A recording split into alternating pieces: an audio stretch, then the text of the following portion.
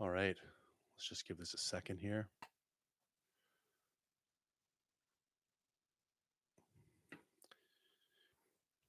Okay, if anybody's tuned in, just give me a minute. I got to send out the link and I got to post this to Instagram and some other shit. One sec.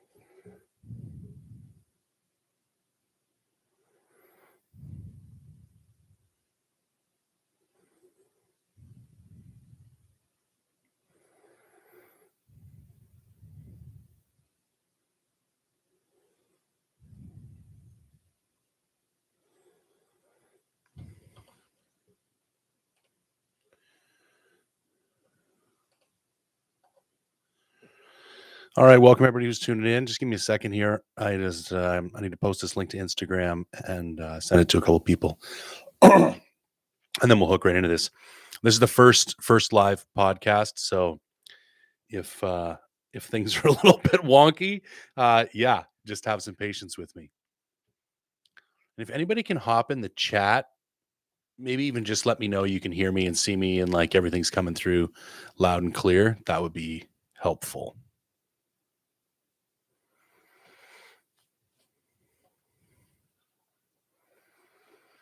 I think what I can do to double check is actually go to my own channel. Give me a second here.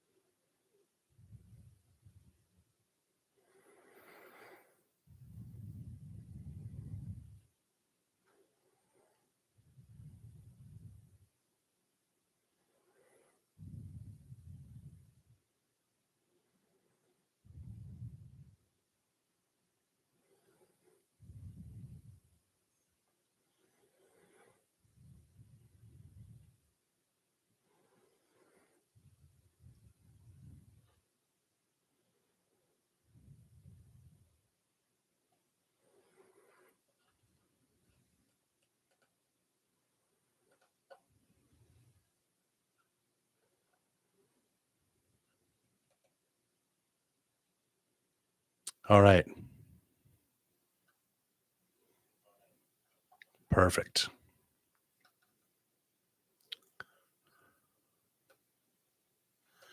Okay, so I think if I'm going to mute this.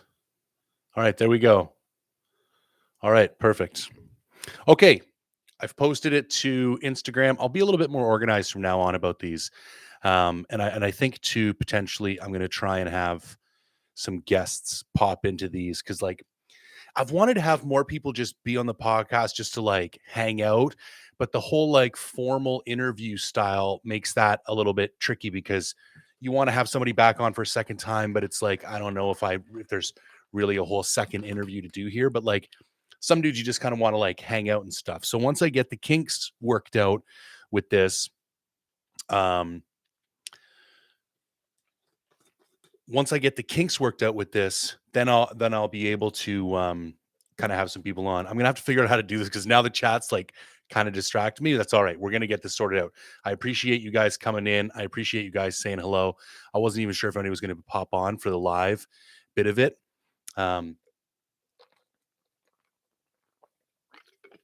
okay, let's give a little bit of background. Why exactly did I decide to add a second show, and what's the goal of the second show? So when I originally started the podcast over a year ago, I didn't want to have to rely on doing interviews all the time, primarily because it was a shitty little podcast. It was just me, and I didn't even know if anybody would come on and be interviewed. Um, Plus, one of my general rules in life is rely on as few people as possible, and you will be disappointed as little as possible. And so I did the whole thing myself. The first, I don't even know, man, like 20 something episodes are just me, talking into a camera about gear and other shit. And I really liked it and had a blast, but then it started getting bigger and people started to be willing to come on. And one of the things that I kind of started to lose was this, like, it's also a platform for me to share with you guys kind of where I'm at, what I'm into, different things I'm trying, different things I'm going through. And the more often I was having guests on, the less I was able to spend time doing that, and the less like direct engagement and feedback and stuff I was getting from you guys. So I don't even know how it came up, but like just the other night, I thought to myself, you know what? I kind of stole this from. Actually, I am remembering it. Is Andy Stump's Full Auto Friday. So Andy Stump has a podcast. It's called Cleared Hot, and he runs it once a week, and he has a guest on. But then he has a second episode on Fridays that he calls Full Auto Friday. And on Full Auto Friday, he basically picks like 3 to 5 questions out of a bag and spends like 20 to 30 minutes answering them. And it's a second episode, but it's a little bit less formal. So that's what gave me the idea for this, is that I could hop on. I want to keep these things less than 30 minutes. I'm going to do, we'll keep with this Monday night at 9 o'clock. It seems to work for the people who bothered to show up. So I feel like it's a little bit late for me. Like I'm not firing on all cylinders right now, but fuck it. Let's do it anyways. Um, and the point being, it should be like quick, easy, low production. I don't bother with the big camera and all the gear. I'm not over in my big studio. I'm just going to sit down in front of my computer. I'm going to give you guys an update as far as what's going on with the week. And is my buddy, first thing I want to say, is my buddy Darren in here? He probably signed in under some asshat nickname. I think Darren has logged in. Anyways, for everybody listening, my good buddy Darren just went on kind of a once in a lifetime BC goat hunt, and he smoked an absolute toad today.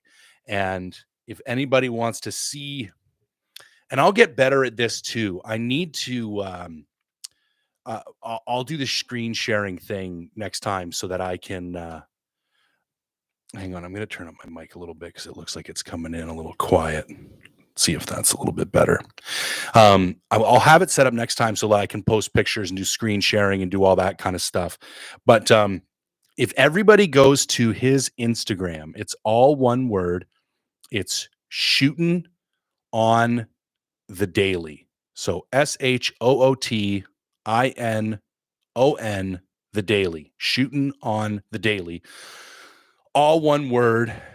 Yeah, brother just smoked a beast of a goat, northern BC, absolute beauty. He's a bit of a long range gun nut, and I say that in the most loving way possible. And we're going to get him on the podcast so that we can have a good conversation about kind of long range shooting and also kind of break down this goat hunt of his. So, anyways, yeah, that's the little news. Now, as far as we're gonna get to the Q&A, but first things first is I'll give a little bit of update of what's going on for me this week. So where are we at right now? Well, let's take it even step. Let's back up one more step. We kind of give a shit about two things on this podcast: bodybuilding and hunting. Other stuff too, but those are kind of like the two things that I tend to spend the most of my time talking about. So some of you know I have a bodybuilding show coming up. It's on July 9th. So we're 22 weeks out from the show right now. So I'll give a little update. And then I have three main hunts planned so far for this year and nothing going on in the spring. So we got solo sheep happening in August. We got a family caribou hunt happening in September. And then it looks like everything's dialed in for me to do archery whitetail in Alberta late November. So I'll give a quick update as far as how preparation is going for all those hunts and everything else. But first off, bodybuilding show. So here was what originally was going on, is that I was shooting for a show on Vancouver Island. That was it was like May 7th or something. It's 12 or 13 weeks now. My coach said, no, you're too far out. We don't have enough time. You got to pick a later show. So I pushed shit back. I picked a show July 9th. So I'm 22 weeks out. So the goal is we need 16 weeks to do the actual prep. And so the next 6 remaining weeks, yeah, that's right math, right? 6 plus 16 is 22. It works for me.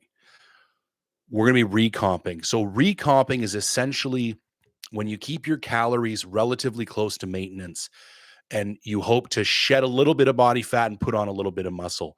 There's a bunch of controversy about recomping because most people feel like you should dedicate yourself one way or the other. You're either in a bulking phase or you're in a cutting phase.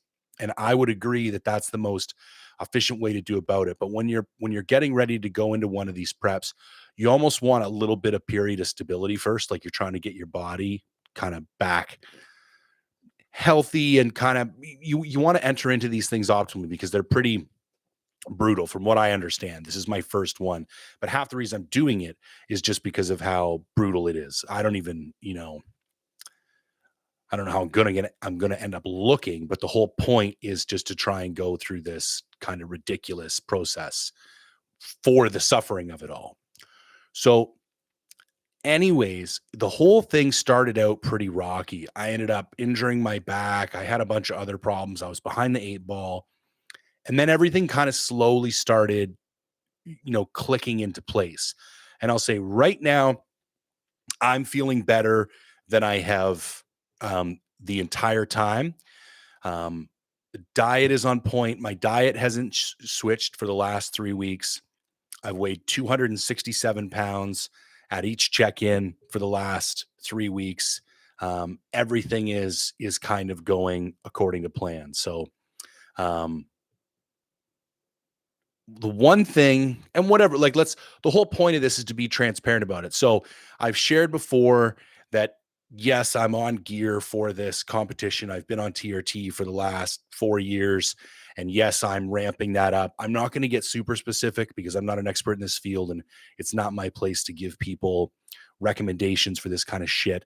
But I do want to be transparent with where I'm at. So we did introduce some orals.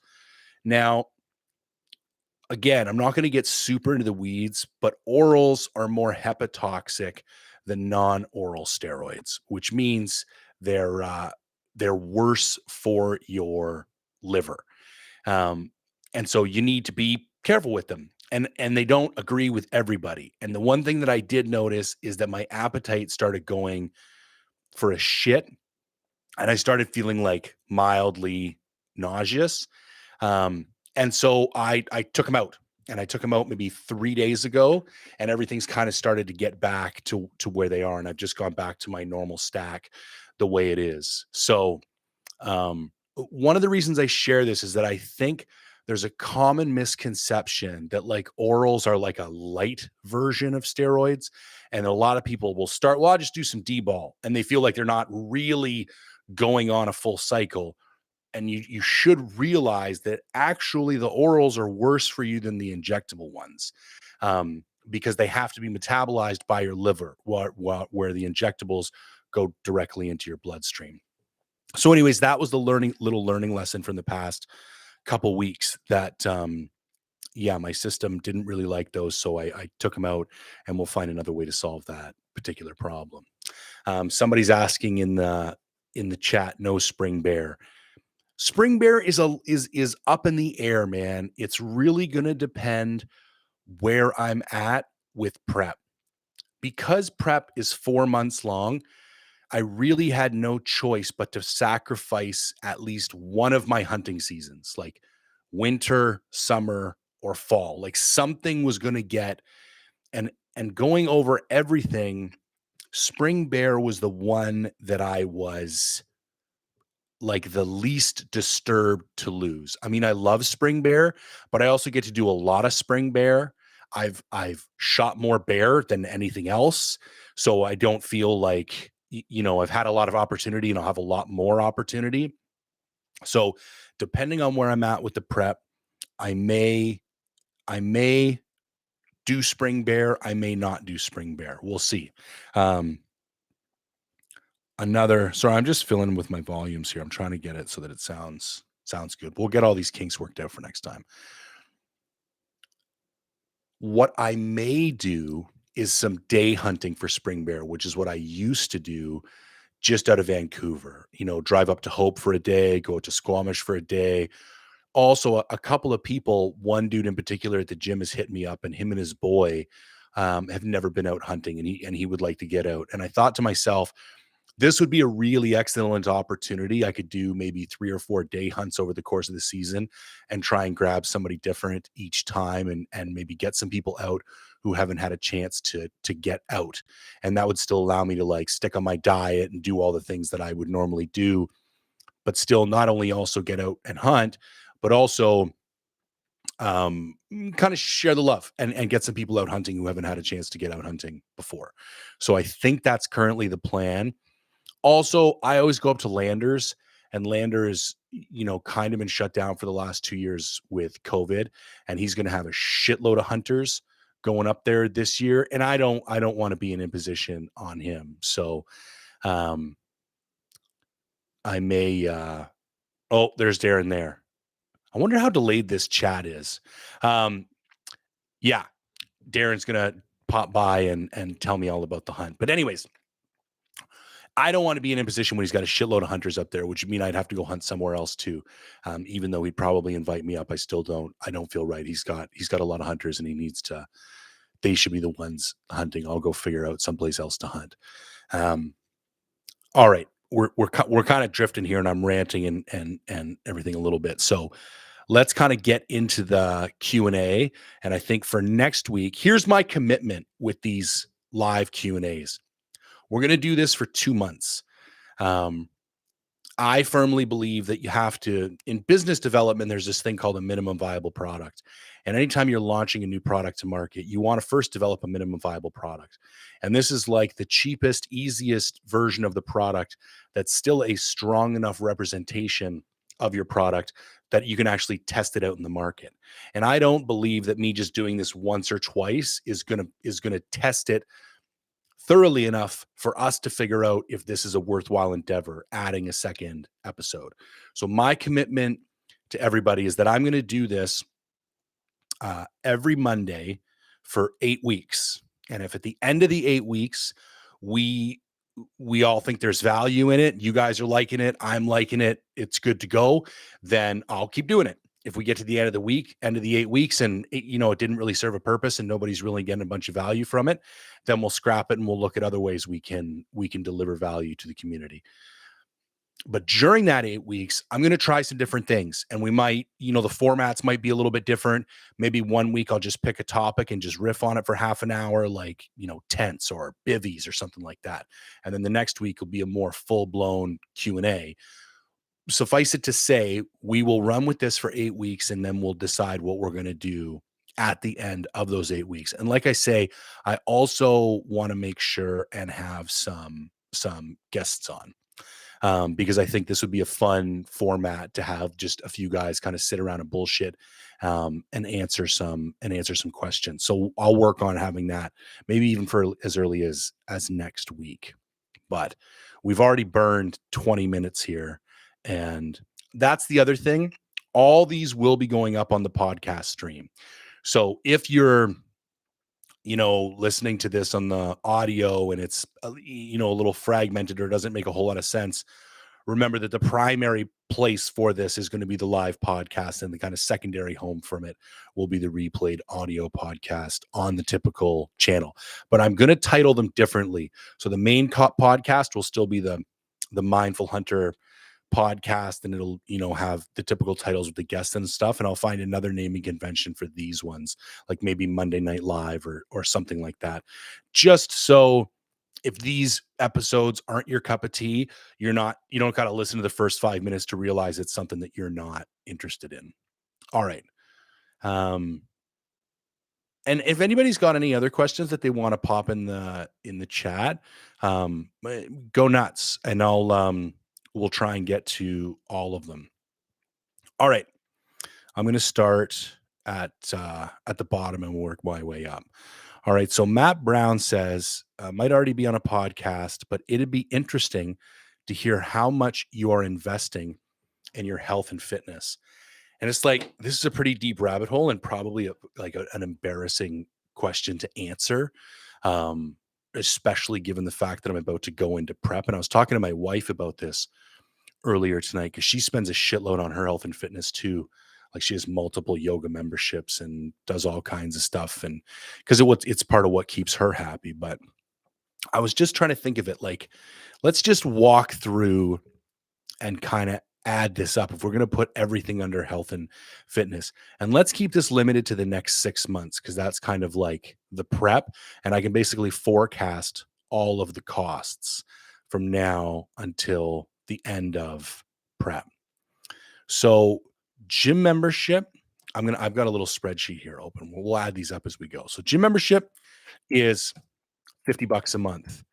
I've committed to doing a massage one time a week for the next 6 months while I'm going through this prep, because the one thing that I do terribly is like soft tissue work and stretching and taking care of myself while I train, and I end up blowing shit out and getting injured because I don't take enough time to warm up. So I committed to one massage a week. So that's $115 a week. Now, I wonder, like, food shouldn't really go in here, because you're going to eat no matter what. I'm sure I eat more because I'm a bodybuilder, but I also eat a whole shitload of chicken and rice, which is cheaper than what most people eat. So let's just leave the food out of it. Now, what other elements are going to go in there? Okay, let's talk about gear.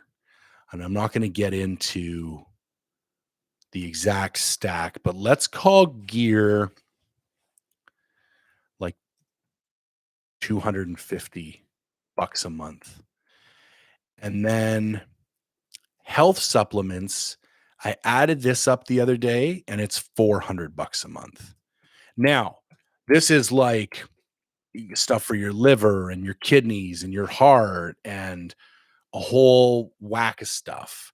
And I'm also going to put, because it goes in most people's prep, we're going to put growth hormone here. And in Canada, you can get growth hormone prescribed to you by a naturopath. So it's like, you don't even need to be a medical doctor to prescribe. Most people don't realize that. It's actually super easy to get growth hormone in Canada. Anyways, if you were going to take 2 IUs of growth every single day in Canada, that would run you about $500 a month. So we're going to put that in there too, because that would normally be included in it. Now I'm trying to think, what else do I spend on health and fitness? Let's put $100 a month in there for like clothes and gear, because I do like to buy new shit for the gym. I just bought a pair of squat shoes the other day, and I think if you amortized what I buy on average over the course of 6 months, I'm probably averaging $100 a month. And then let's see where that brings us to. All right, so that's $1,400 a month. And then let's multiply that by 6. This times this. So $8,500. Shit. So I've heard a lot of people say it costs about 10 grand to go to do a legitimate prep if you do it right. Like, if you take care of yourself, if you do the right blood work, if you're taking the right supplements, if you're taking the right drugs, it costs anywhere, let's call it 8 to 10 grand to do one of these things. I think there's cheaper ways to do it, but I also think you are jeopardizing your health. Now, with all that being said, I've also, when I'm not bodybuilding and I'm just preparing to hunt and stuff, my health and fitness is literally next to free because I'm doing backpack cardio, I'm doing kettlebell workouts at home. I already own all my training gear. So I don't think it would be safe to say that like I'm spending 8 to 10 grand every 6 months, year after year after year.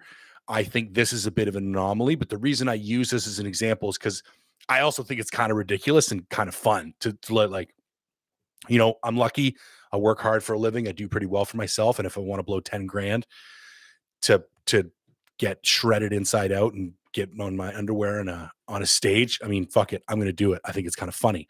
Um, but yeah, so there it is. Oh, Bob, thank you for checking in. The knee. So this is very interesting. So what I at first thought was an MCL tear, and to be honest, I've not had any imaging done of the knee, so I don't know. I only can speculate based on how recovery is progressing and the different feedback I've had from a couple different practitioners. I had two very strong theories.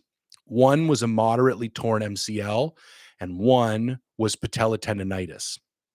And the symptoms that I was experiencing they were like they didn't fit perfectly either diagnosis, but um so I'm just going to move this up. But they were both partially explained by each diagnosis. So that being said, between taking care of myself with the massages like I've been doing, and then being very careful with the way that I train, I am extremely relieved to report that I've had some legitimate progress with the knee. I'd say I'm at about, I want to say 70%. I still can't go to full flexion. So I can't. So for instance, if you think of a squatting motion, I can go down to about parallel. If I get any deeper than parallel, I start to get pretty severe pain in the one knee. Like I can't, if you're going to take a dump in the woods and you know how you like squat right down, ass to grass, I still can't do that because compressing the knee like that still really hurts. But every day I feel like I'm getting a couple of degrees lower. And this is the best I've felt since September. So it was stressing me out hardcore because I didn't know how it was going to go for the bodybuilding show. Like if you can't train legs, I don't know how you're expected to look half decent. And legs have always been one of my strong suits. So to have them kind of wither away on me, it was messing with my head. And then the second thing was the sheep hunt. I got a sheep hunt in August, and I was like, if this keeps acting up, I don't know if I'm going to be able to hike the way that I need to hike. But I feel very confident now that as long as I keep training responsibly, like no hero bullshit, I think my knee is going to be just fine. So thanks for checking in, Bob. I appreciate that. Clunes Adventures asks, do you know of any company with single servings packs of greens in Canada? I think there might be two. I think Athletics Greens sells single serve packs. I can find mention of them on the internet, but I can't actually find them on the website. So maybe they've discontinued them. And then I asked my wife about this tonight, and she thought Vega might offer individual greens packs. Here's what I want to know. I want greens in pill format because I'm going to be brutally honest with you here. I always pack my greens in individual little tiny Ziploc bags, like little dime bags you'd buy a gram of weed when you're a kid. That's normally, and I pour them in myself with this little funnel. I only end up using about half of them when I go on a backcountry hunt because it is such a pain in the ass to put them in your Nalgene because it gets it dirty, and sometimes water's on a short supply. Anyways, there's a whole bunch of reasons. And then you're trying to drink some protein powder, and you're trying to drink your electrolytes, and you're trying to drink your greens, and you're not going to put those all in together. And like, anyways, I was thinking the other day what they need to come out with, and I don't even care if it's like 7 or 8 pills. Like it could be a handful of pills for all I care.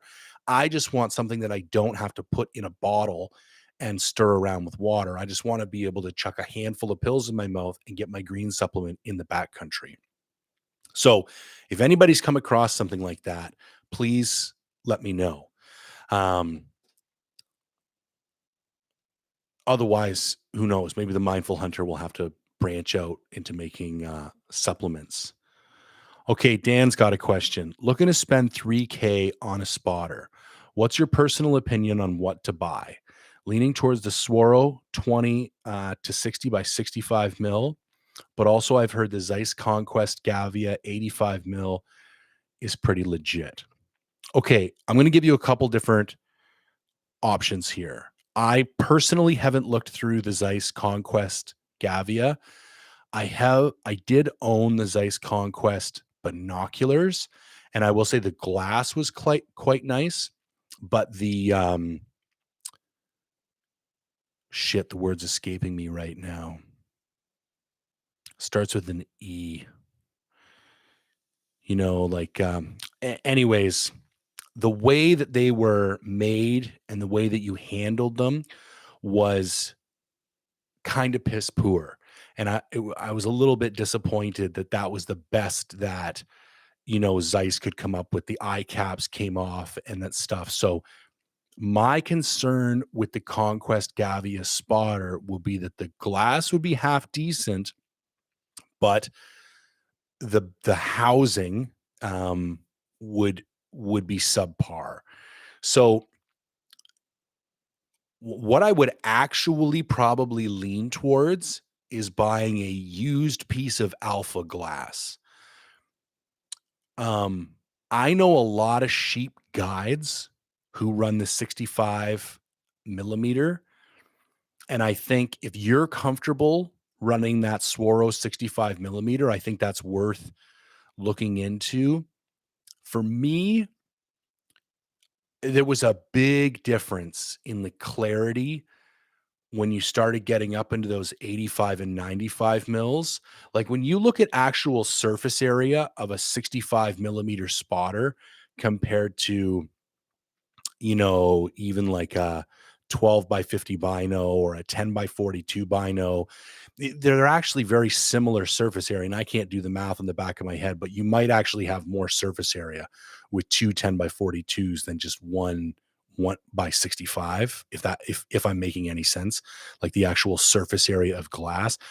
And the reason that that's important is that the amount of light that you're capable of gathering through the optic is limited by that the size of that lens. And so I found for me 65 mils just didn't grab as much light, and I'm still a novice when it comes to a lot of um really fine glassing technique. Like if we're going to talk like aging sheep or picking out like really nice mule deer from each other, like here's what my thing. I need all the help I can get. And so I decided to buy the biggest spotter I could get, because that way I know that if I can't figure it out with that spotter, it can't be figured out.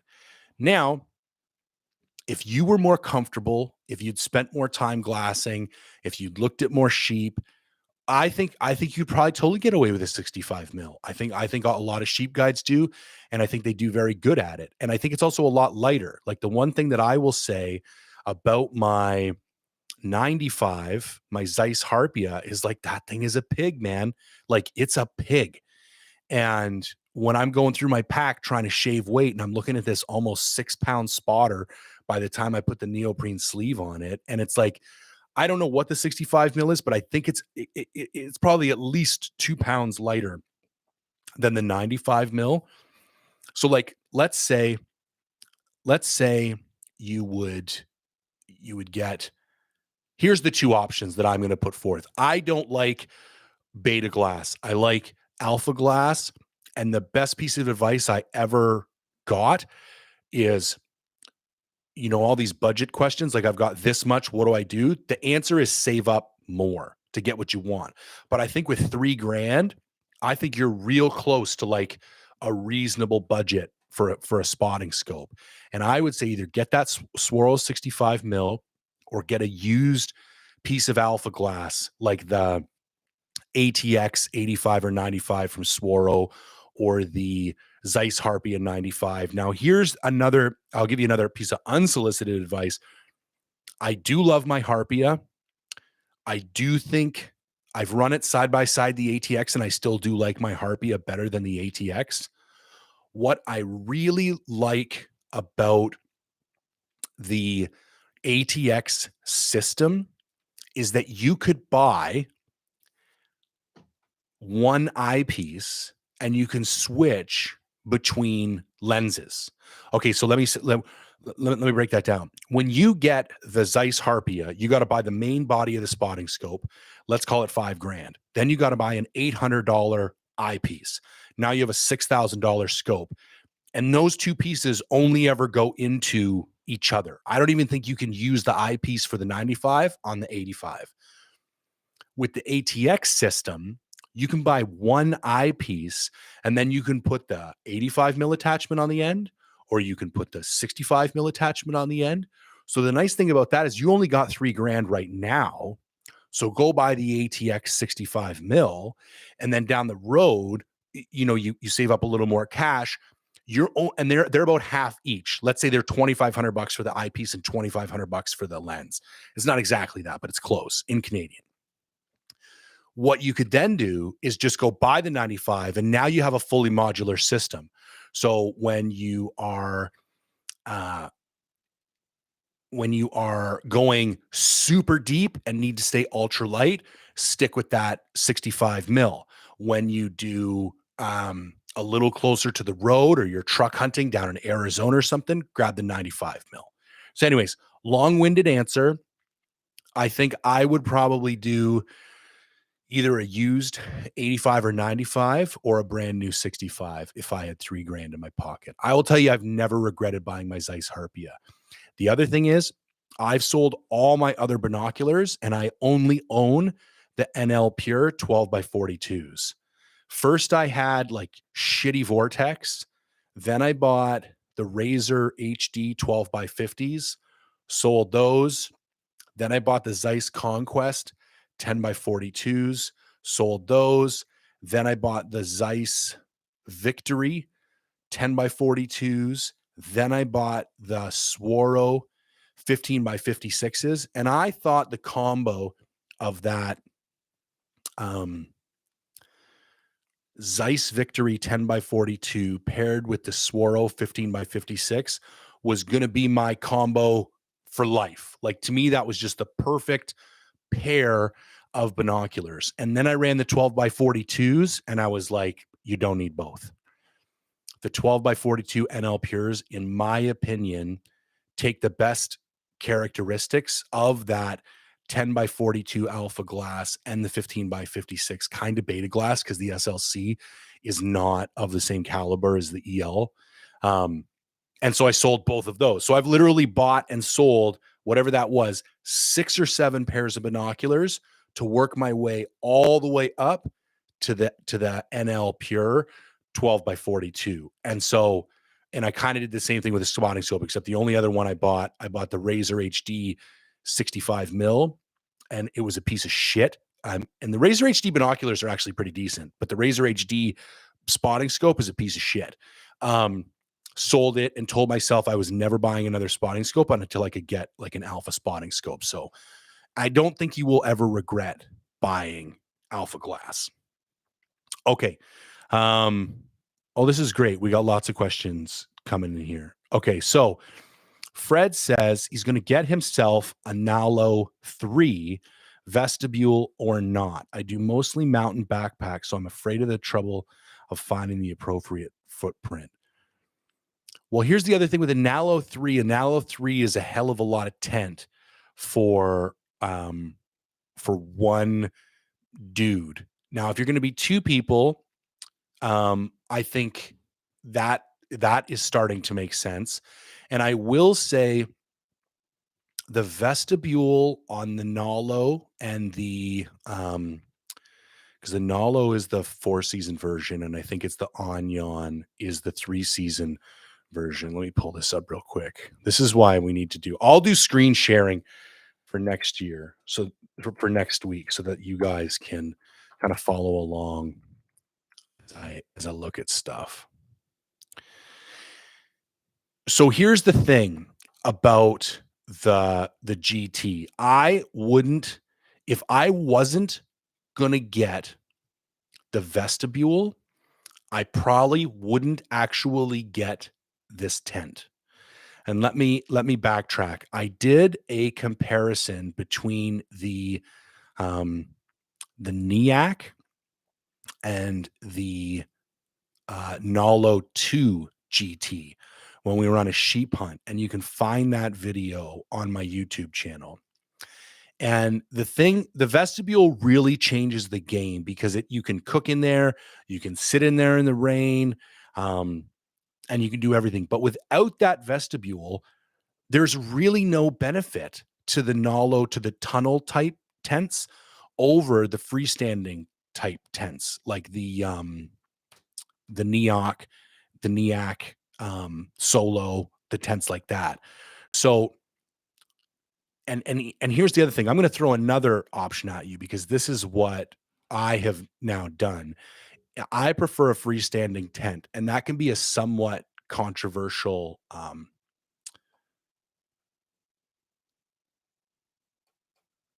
Oh, great. Okay, sweet. Okay, so we got some more information. We're two dudes. Okay, 100%. Um, Definitely you want to run the Nalo 3 because the Nalo 2 is tight. Spencer and Tristan ran the Nalo 2, and they are not big dudes. Like they're both like in the I don't hope I don't insult these guys right now, but they're probably in the 155 to 170 pound. Yeah, they're not even 170 pounds. And they're probably like 5'9" ish. Um, like I'm 6'1", 260. There's no way you're fitting two of me in that Nalo 2. So yeah, realistically, you're gonna get the Nalo 3. And if there's two of you, 100% get the vestibule. Because if you don't, you're only gonna have to bring a secondary tarp system anyways. And that's the um uh secondary idea I was just about to pitch to you. I've gone and bought a secondary tarp. It's a Z-Pax Dyneema, also referred to as Cuban fiber, 7 foot by 9 foot tarp, and it weighs 5 ounces. And so, what I will be doing this season is kind of building myself off of the tent, this like secondary vestibule, because I did find those little shitty vestibules in like the NEAC and the Solo, like you can keep like a dry bag in there or your stove or like a couple things, but you're never gonna physically use those for things like um a whole backpack or shit like that. So yeah, super simple, man. If you're two dudes, definitely get the vestibule because if not, you're going to need somewhere else to hold all your gear. And with two dudes, it works really good because there's kind of like two internal walls, and you can have one wall each for your backpack and your boots and all your stuff. Um, all right. Travis says, "What would you say is the most important part to focus on for a first elk hunt in the Kootenays?" Okay, I'm going to give you a bit of controversial advice here because I'm not going to give you a piece of advice that is directly related to how to kill an elk on your first year hunting. In fact, I'm going to tell you something in direct opposition to that. You probably won't kill an elk on your first year hunting, especially in the Kootenays. I've still never killed an elk in BC myself, so I'm the last person in the world. Um, go listen to the podcast I did with the BC Backcountry boys. Those guys are legitimate fucking killers, and they smoke them every year. My hat's off to them. They're better men than I. I'm only now, and I was on the phone with Clay Lancaster maybe like a week ago, and we're talking about my upcoming sheep hunt. And I was sharing with them that I had only just now switched my perspective to be, I am on a journey to kill a sheep. And I kept thinking something was going to get unlocked, like somebody would give me a spot, or somebody would offer to come out with me, or I would find an old thread that would like lead me to this magic place where I would find a sheep and kill it. And the more I thought about it, the more I realized that's never going to happen. That's not how it works. And because I don't have generational history in British Columbia, I don't come from a British Columbia family. I don't have these like family spots. Like when you go up north, man, like I haven't hunted the Kootenays a lot, but I've hunted, the Fort Nelson area a lot for elk. And when you go up there, there's people who've been literally like hunting the same spot on the Muskwa for like 40, 50, 60 years. And they're like their kids' kids' have been hunting there. And it's like, they've got their shit dialed. And I have nothing but respect for those families. But when you don't have that, you have to realize you still need that. But it's going to take time and it's going to take effort. And so what I would do if I were you is try and have like a bigger perspective on it and think this might take a few years. So don't put this pressure on yourself that like, I have to pick the perfect spot to go. Because if I don't bring home an elk this year, this is somehow a failure. And we can have a conversation about failure later on, because I do believe it's important to recognize when you fail. And if you come home empty-handed, that is a form of failure, full stop. However, what I'm trying to do now with the sheep hunt is like, I'm actually looking at like gigantic areas and thinking like, okay, how many years of flying in to like this quarter of a region would it take me to cover all this off, where then I would like know this area and understand how sheep get around in this area. And it might take 5 years, and I might take 5 different float plane trips, and some years might be good and some years might be bad. So the piece of advice I'm going to give you for your first elk hunt is think about it as more of the first hunt on your way to killing an elk. And that the information you're going to gather that first year, and who knows, man, you don't go out there thinking it's okay to just give up and treat it as a scouting trip. That's not what I'm saying. But what I am saying is that on a big picture, think of it as the first hunt on your way to kill an elk, and treat it as like an information gathering adventure, so that when you come back, you will already have a game plan for next year, because you'll understand how the areas you looked at fit in with other areas you didn't get a chance to look at. So just think of it as a more of like a multi-year quest, because to be quite honest with you, and I've hunted elk in, 2 different countries, 3 different states, and 1 province. And BC, full stop, hardest place I've ever hunted elk in my life. It's brutal. And I got a lot of respect for people who kill elk here every year, but it is probably unrealistic for most dudes that don't have like severe ins or family history to go out and smoke an elk on their first year. It's just likely not going to happen. So sorry if that wasn't like a super satisfying answer, but I do think it's a matter of perspective. All right. T. Scott says, hey there, I'm debating whether or not to bring a thermocell with me for bug control in an upcoming backcountry spring bear hunt here in BC. Do you think it's worth the extra weight? 100%, man.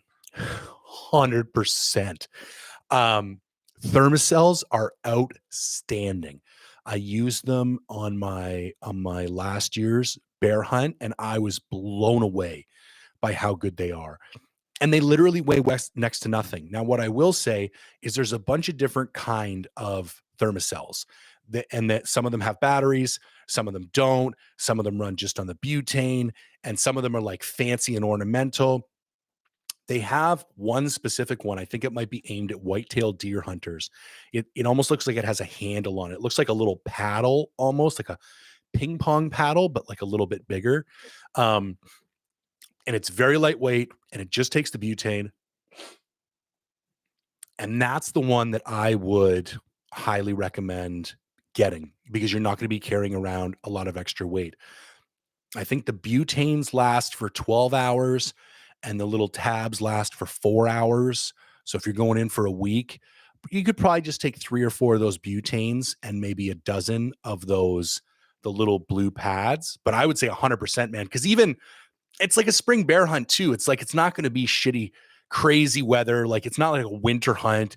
You're probably not going in for 12 days. So you probably only got 4 or 5 days worth of food. Like, I'm sure you've got, an extra 10 ounces in your pack that you can pack this thermocell. So yeah, man, 100% do it up.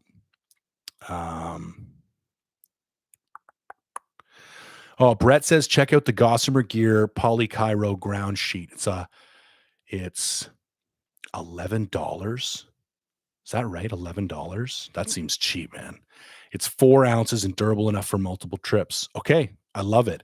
The other thing that's nice for a ground sheet is Tyvek. It's basically free from any job site you can find, but it is noisy as hell and doesn't last that long. Okay, this kind of went on a lot longer than I thought it was going to go on. The goal was to kind of keep this quick and dirty. I do have more questions, but this is kind of what I was hoping would happen. I don't want to put up a Q&A every week because people get bored of those. So I'm going to save these questions, and I will get into these questions next week, and we'll do this exact same thing where I'll do this exact same thing where we'll take questions live, and then I'll kind of backfill them with the questions that I have on here in case we run out or whatever. And then if for any of you guys who are listening to this live, or for anybody who's listening to it after the fact, this was a pilot episode. So this is Monday Night Live. We'll do it again for the next 8 weeks in a row. If there's stuff that you want to see on here, let me know. If there's stuff that I did that you was like, that was kind of boring as shit, I don't think we need that anymore, let me know that too, man. All feedback is good feedback. I might choose to disagree with you, but it doesn't mean I don't want to hear your feedback. Let's talk about that for a second. Like, when did it become not okay to disagree with people? Like, I'm a Canadian, and all of a sudden people are treating Canada like it's this place where there's one right opinion.